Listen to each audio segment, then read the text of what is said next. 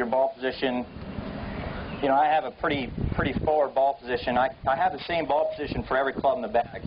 I just kind of vary my width of my stance. So that's how I change my ball position. But my normal ball position is about right here. So I try and keep my sternum, you know, not too far from the ball. I don't like it too far back. I don't want it ahead of the ball, definitely.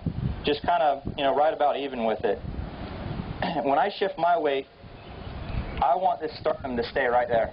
I don't want it to move side to side at all. I don't want this head to move either. So how I load, let's just call it load, right? I take my right hip, and say if I had a shaft in the ground straight up, I want my right hip to turn but move away from the shaft. Okay, so I don't want a bump like this. That's a sway. I want a complete rotation just like that. That's how Hogan used to use his lower body. And when I'm loaded, I don't want my right leg to straighten. See how it's still flexed.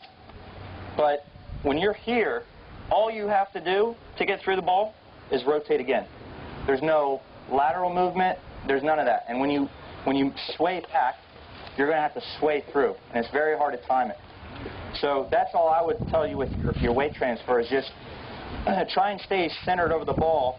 I don't want, you know, I'm not a huge believer in the stack and tilt. Stack and tilt is this way and that way.